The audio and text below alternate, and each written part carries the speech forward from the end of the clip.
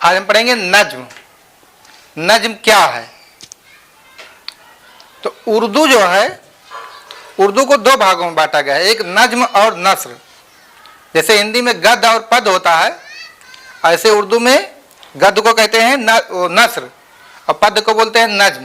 जैसे इंग्लिश में होता है प्रोज एंड पोइट्री, प्रोज को बोलते हैं नस्र और पोइट्री को बोलते हैं नज्म। और प्रोज मतलब पोइट्री के कई पार्ट होते हैं। इसी प्रकार सबसे पहले हम नज्म पढ़ेंगे, उसके बाद उसके कई पार्ट, उसके भाग पढ़ेंगे कि कौन कौन होते हैं। तो नज्म, नज्म के लुग़वी माने यानी डिक्शनरी में जो इसका माना होता है, क्या होता है? लड़ी में मोती पिरोना। नज्म के लुग़वी माने हैं लड़ी में मोती पिरोना हैं। नज्म के दूसरे माना है इंतजाम, तरतीब या आराइश भी हैं। उर्दू में एक अदबी इस्तिलाह के तौर पर नज्म का लफ्ज़ दो मफाहिम में, दो मतलब में इस्तेमाल होता है। आम और वसी मफहूम में ये लफ्ज़ नस्र के मद्दे मुकाबिल के तौर पर बोला जाता है और इससे मुराद पूरी शायरी होती है।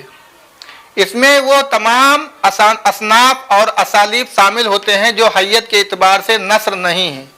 मखसूस और महदूद मफहूम में नज्म शायरी की इस सिनफ को कहते हैं जिसमें किसी खास मौजू पर तसलसुल कलाम के साथ इजहार ख्याल किया जाए। नज्म में एक से ज़्यादा मौजूआत भी हो सकते हैं, लेकिन ये सब एक बुनियादी मौजू के तहत या इससे मरबूत व मुंसलिक होते हैं, जुड़े होते हैं। मुंसलिक मतलब जुड़ा होना। नज्म का एक मरकजी ख्याल होता है, सेंट्रल आइडिया जिसको कहते हैं, जिसके गर्द पूरी नज्म का ताना बाना बुना होता है।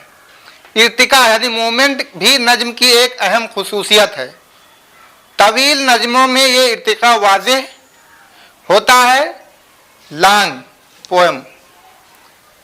मुख्तसर नज्मों में ये इर्तिका वाज़ेह नहीं होता और अक्सर बेशतर एक तासुर की शक्ल में उभरता है।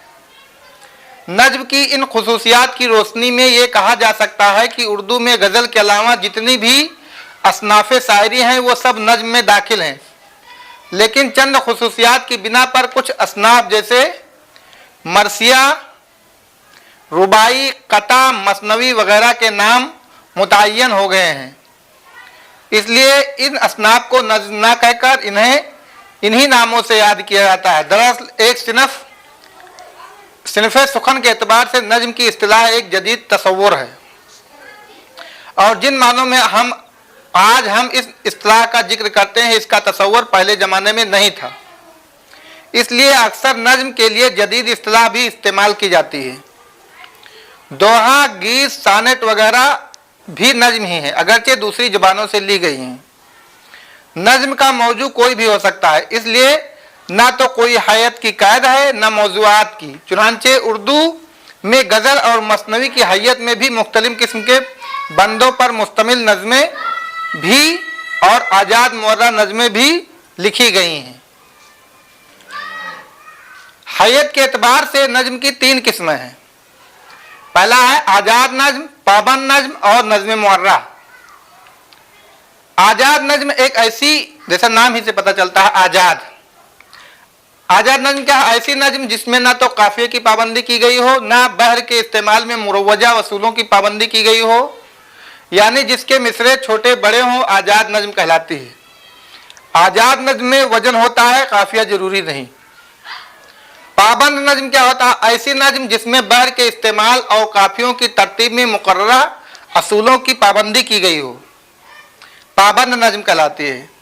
नए अंदाज की ऐसी नज़में जिनके बंदों की साख्त मुरव्वजा हैयतों से मुख्तलिफ हो या जिनके मिसरों में कवाफी की तरतीब मुरव्वजा असूलों के मुताबिक ना हो, लेकिन इनके तमाम मिसरे बराबर हों और इनमें कवाफी का कोई इल्तिजाम जरूर पाया जाता हो, पाबंद नज़में कहलाती है। मसलन गीत, दोहा, मुरब्बा, मुखम्मस, मुसद्दस, तरकीब बंद, तरजीह बंद वगैरह, ये सब क्या है? पाबंद नज़में हैं।